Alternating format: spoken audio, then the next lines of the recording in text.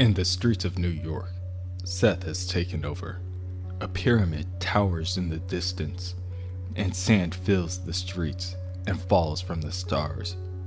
Seth, the usurper, will bury this world and build a new one in his image. He must be stopped. The final night begins.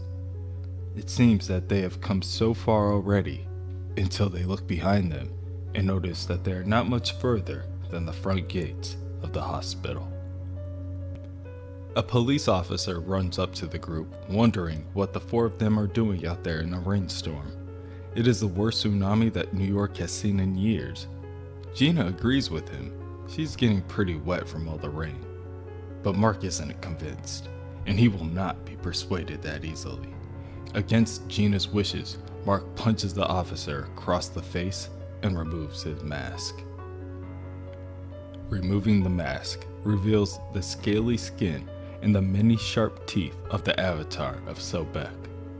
He has been waiting for the son of Khonshu for some time now, and he's prepared to devour him and his friends and expel them at the feet of Seth.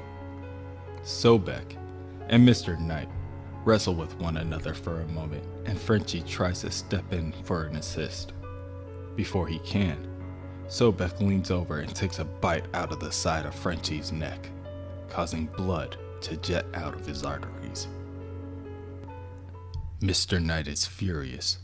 He tackles Sobek to the ground and punches him in the face again and again and again. His gloves become bloody, and Sobek's now lifeless arms, now too weak to defend him, fall to the floor. Mr. Knight walks over to Gina and Frenchie, who now lays limp against the nearby wall. He whispers a few parting words and slips out of consciousness. Gina can finally see what is happening. She can finally see the sand falling from the sky and piling onto the ground. They have just lost a dear friend, there's no denying that, but this bond does make Mark feel a little less lonely. Mark carries Marlene and Gina walks beside him in the unusually desolate streets of New York. Neither of them have any idea what is happening, but whatever it is, it can only get worse. That is when Gina stumbles upon her diner. Gina smiles and explains to Mark how they finally have a space where they can stop and take a breath. The diner has always been that for Jake Lockley, so why not Mark now? At first, Mark denies, but then he's easily persuaded by an offer of pancakes and coffee. Mark has always appreciated everything that Gina has ever done for him. He would be nothing if not for his friends and loved ones. Mark makes a quick stop in the restroom when Khonshu visits him. Khonshu is clearly irate when he tells Mark that time is being wasted. Every moment, Seth inches closer to victory, and Mark is wasting time doing this, eating pancakes. Once again, Khonshu is left questioning if he picked the correct avatar or not.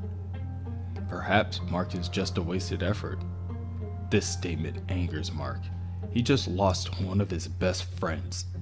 Khonshu sneers at Mark and tells him that he will lose a lot more than that by the time this is over.